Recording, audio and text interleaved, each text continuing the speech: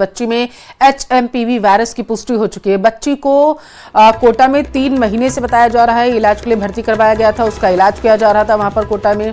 4 दिन पहले ही सारथल के बालदड़ा गांव लौटा था परिवार। चिकित्सा विभाग की टीम ने गांव जाकर स्वास्थ्य परीक्षण किया था।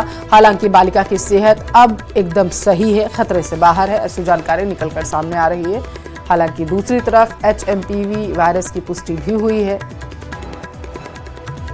इस वक्त की बड़ी खबर आपके टेलीविजन स्क्रीन पर। बताया जा रहा है कि 4 दिन पहले सारथल के बालदड़ा गांव लौटा था परिवार, ये जानकारी है। 12 से खबर है। कोटा में बच्चों का पिछले 3 महीने से इलाज वहां पर किया जा रहा था और अब बताया जा रहा है कि टेस्ट हुए थे बच्ची के और उसमें वायरस की पुष्टि हुई है। वो वायरस जो लगातार चीन में कोहराम मचा रहा है और इसके केसेस जो हैं अब देश में भी सामने आ रहे हैं। महाराष्ट्र से लेकर के गुजरात, अहमदाबाद, कर्नाटक तक इसके केसेस सामने आ चुके हैं और अब 6 महीने की बच्ची में भी इसकी पुष्टि हो चुकी है। 12 से इस वक्त की बड़ी खबर है आपके टेलीविजन स्क्रीन पर, जहां पर 6 महीने की बच्ची में बताया जा रहा है HMPV वायरस की पुष्टि हुई है।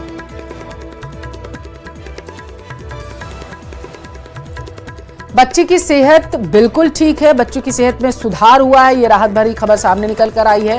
हालांकि आपको ये भी बताते चले कि लगातार केंद्र सरकार की तरफ से एडवाइजरी जारी की जा रही है और इस मसले को लेकर के बताया गया था कि इस वायरस से डरने की ज़रूरत नहीं है, क्योंकि पहले एक मामला सामने आया था 2001 में भी इसके मामले सामने आ चुके हैं और बताया जा रहा है कि जिनमें इसकी पुष्टि हो रही है HMPV वायरस की, उनको कोई ट्रैवल हिस्ट्री नहीं है। स्वास्थ्य विभाग ये दावा कर रहा है कि अगर इनकी कोई ट्रैवल हिस्ट्री नहीं है तो इसका मतलब ये है कि क्योंकि खांसी, जुकाम, बुखार इसके लक्षण पाए जा रहे हैं तो संभवतः ये वायरस पहले से ही इंसानों में है और जो इम्यूनिटी सिस्टम कमज़ोर होने की वजह से ज़्यादा हो रहा है, जिसकी वजह से इस वायरस की चपेट में जो लोग हैं वो आ रहे हैं जिनका इम्यून सिस्टम कमज़ोर है, खास करके बच्चे, बुजुर्ग, उन्हें ये वायरस अपनी चपेट में ले रहा है। हालांकि लोगों की स्थिति में भी सुधार हो रहा है, ये राहत की खबर है और यही वजह है कि चिकित्सा विभाग की टीम ने लगातार इस पर नज़र बनाए रखने का फैसला किया है और केंद्र सरकार की तरफ से भी एडवाइजरी जारी की जा रही है इस पूरे मामले को लेकर के। तो बच्ची का कोटा में 3 महीने से इलाज चल रहा था, हालांकि अब उसमें HMPV वायरस की पुष्टि हुई।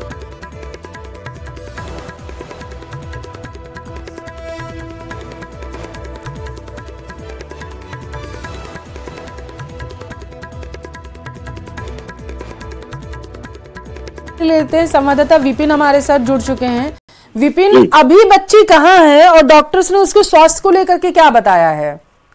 बिल्कुल, देखिए बच्ची जो है 4 दिन पूर्व ही जो सारथल थाना क्षेत्र है, PSC भी वहाँ सारथल लगती, बालदड़ा गांव है वहां पर, और वहीं पर जो है बच्ची 4 दिन पूर्व लौटी है। 13 दिन जो है बच्ची को वेंटिलेटर पर रखा गया और तब जाकर बच्ची के स्वास्थ्य में सुधार आया। नहीं तो 3 महीने से परिजन जो है सर्दी, खांसी और बुखार समझकर इस बच्ची का इलाज कराते रहे थे और जब बच्ची का स्वास्थ्य झालावाड़ दिखाया गया, कोटा कई डॉक्टर को दिखाया गया, स्वास्थ्य में सुधार नहीं हुआ तो आखिर डॉक्टरों ने उसको वेंटिलेटर पर लिया और 13 दिन वेंटिलेटर रखने के बाद बच्ची जो है स्वास्थ्य जब सही हो गया तो 4 दिन पूर्व ही कोटा JK लोन अस्पताल से बच्ची को डिस्चार्ज कर दिया गया था। इस बीच में जो स्वास्थ्य विभाग के पास एक कल रिपोर्ट पहुंचती है कि जो क्योंकि बच्ची काफी दिन से सही होनी थी, SMS का सैंपल लिया था तो स्वास्थ्य जो कोटा मेडिकल कॉलेज से जांचें ली गई थी उस जांच में HMPV की पुष्टि हुई और फिर स्वास्थ्य विभाग को रिपोर्ट गई। उसके बाद जो है 12 चिकित्सा प्रशासन हरकत में आया है और जैसे ही पता चला वैसे ही चिकित्सकों का दल वहां पर पहुंचा, बच्ची की जांच की गई, लेकिन बच्ची जांच में जो पूर्ण रूप से स्वस्थ मिली है। लेकिन एहतियात के तौर पर जो है गांव में जो बच्चे हैं अन्य और जो बुजुर्ग है अधिक उम्र के, उन सभी के भी उनके भी स्वास्थ्य पर निगरानी रखी जा रही है।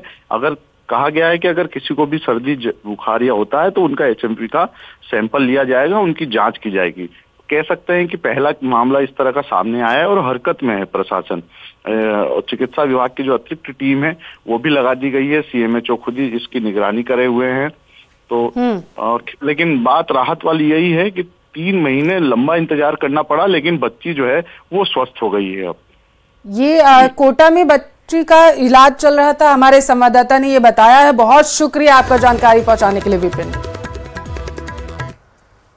चुरू से बड़ी खबर आ रही है, वो अब तक पहुंचाएंगे। डोडा पोस्ट तस्करी का मास्टरमाइंड गिरफ्तार हो चुका है। सदर थाना पुलिस को 6 महीने से इसकी तलाश थी। चित्तौड़गढ़ के बलरखा निवासी श्रीराम सुथार को अरेस्ट किया गया है। श्रीराम सुथार के खिलाफ राजस्थान, हरियाणा के साथ पंजाब में लगभग 19 मुकदमे दर्ज हैं। चित्तौड़गढ़ क्षेत्र से ट्रक ड्राइवर को बेचता था डोडा पोस्ट। सदर पुलिस ने सिरसा जेल से प्रोडक्शन वारंट पर इसे गिरफ्तार कर लिया। ये बड़ी खबर आपको टेलीविजन स्क्रीन पर है, जहां पर 6 महीने से इसकी तलाश पुलिस कर रही थी। सदर थाना पुलिस लगातार इसकी तलाश कर रही थी और अब ये हत्थे चढ़ गया। डोडा पोस्ट तस्करी का मास्टरमाइंड गिरफ्तार हो चुका है।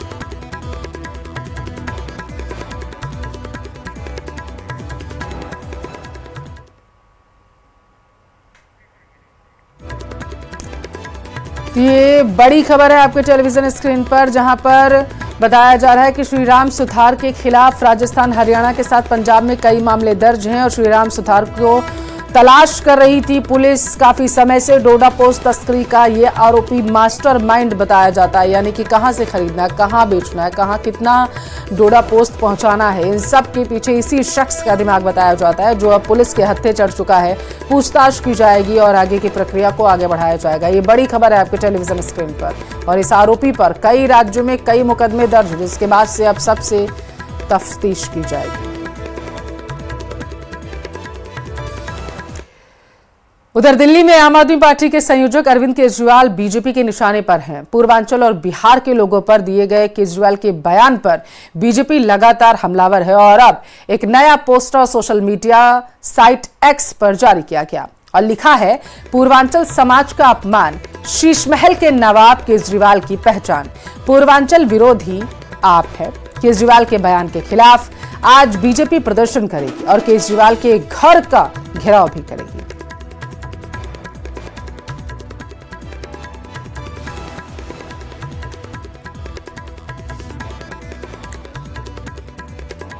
तो दिल्ली से इस वक्त की बड़ी खबर है आपके टेलीविजन स्क्रीन पर, जहां पर अब सियासी गलियारों से यह खबर निकलकर सामने आ रही है कि पोस्टर वार शुरू हो चुका है। बीजेपी ने यह पोस्टर बताया किया है। सोशल मीडिया साइट एक्स पर यह पोस्टर जो है जारी किया गया, जो अब सोशल मीडिया पर वायरल भी हो रहा है।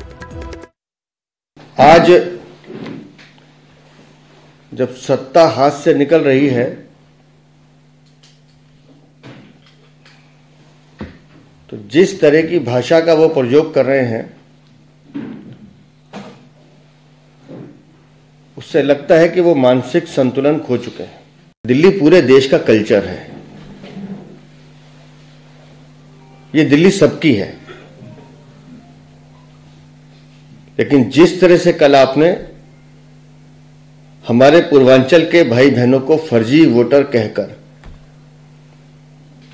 पूरे पूर्वांचल समाज का जो नाम खराब किया है, बदनाम किया है, वो बेहद निंदनीय है।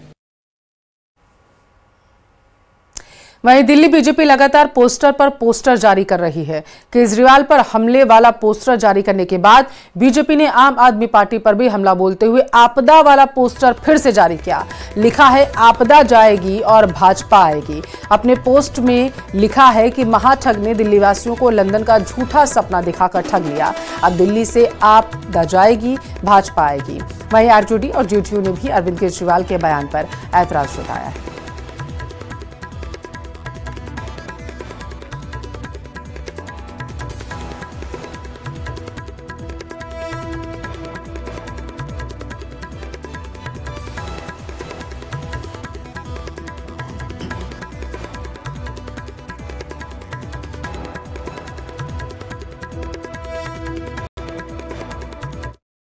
बिहार और बिहारियों के संबंध में किस किस भाषा का इस्तेमाल किए हैं और किस किस तरह से उन्होंने बिहारियों को अलंकृत किया है, ये बताने की आवश्यकता है क्या?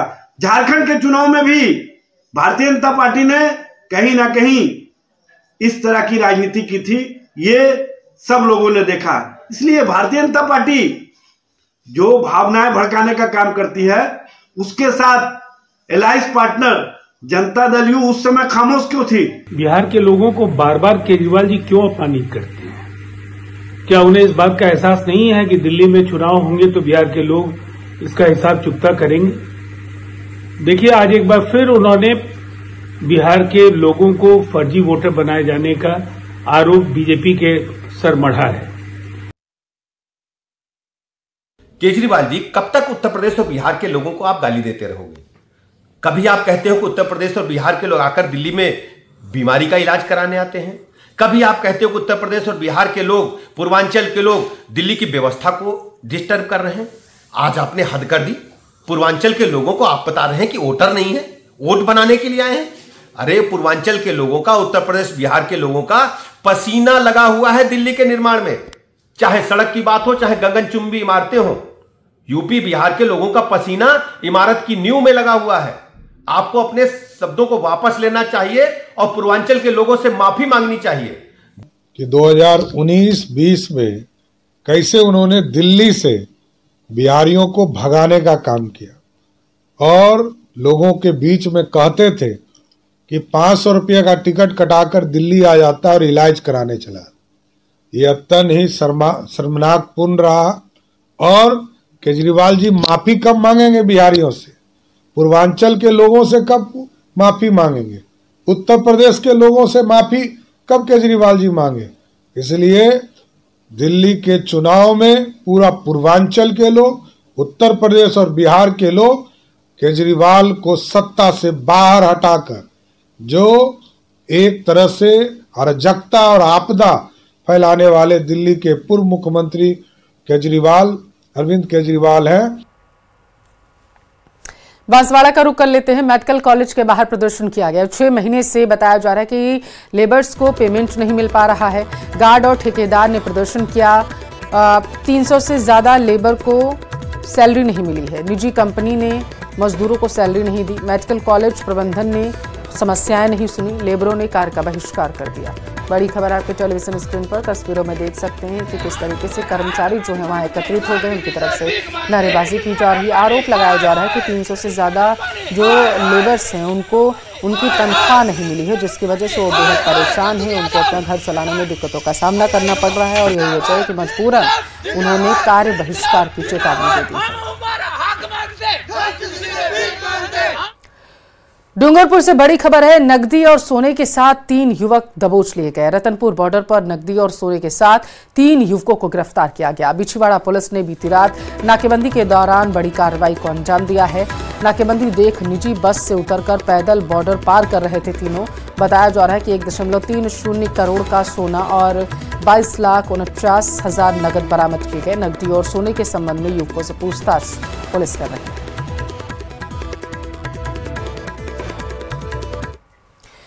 चूरू के सादुलपुर से बड़ी खबर है। नेशनल हाईवे पर 2 ट्रकों की आमने सामने भिड़ंत हो गई। हादसे के बाद 3 व्यक्ति ट्रक में फंसे हुए थे। पुलिस ने स्थानीय लोगों की सहायता से तीनों को बाहर निकाला। तीनों घायलों को अस्पताल पहुंचाया गया। हादसे के बाद हाईवे पर वाहनों की लंबी कतार लग गई। मौके पर राजगढ़ पुलिस का जाब्ता भी तैनात है।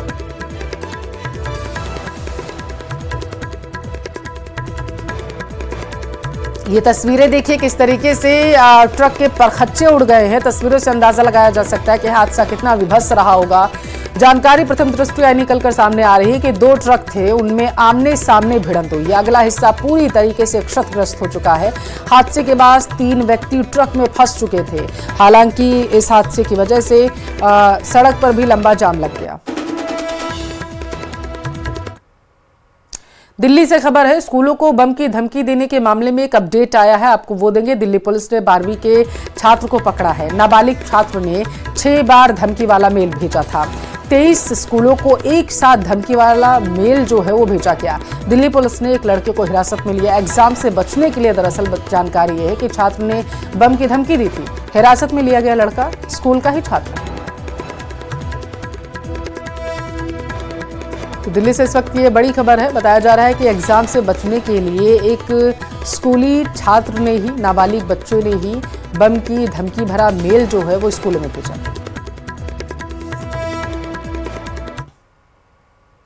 खबर महाराष्ट्र के पुणे से, जहां मकोका का एक अपराधी जब जेल से बाहर आया तो उसने जेल से घर तक 40 से ज्यादा बाइक और कार की रैली निकाल दी है, जिसकी वजह से लोगों को भारी परेशानी का सामना करना पड़ा।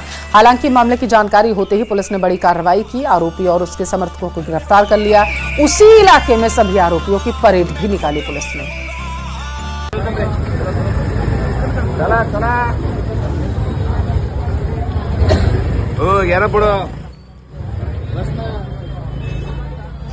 ये तस्वीरें जो आप देख रहे हैं ये महाराष्ट्र के पुणे की तस्वीरें हैं। जानकारी ये है कि मकोका के तहत एक आरोपी गिरफ्तार हुआ था और जैसे ही वो जेल से बाहर निकला तो उसने अपना रौब जमाने के लिए अपने समर्थकों के साथ वाहनों की रैली निकाल दी थी। जैसे ही पुलिस को मामले की सूचना मिली, पुलिस मौके पर पहुंची और जो आरोपी था और उसके समर्थक जो थे बाइक से कारों से, उनको गिरफ्तार किया गया और जिस इलाके में वो रैली निकाल रहा था उसी में उनकी परेड निकलवा दी पुलिस ने।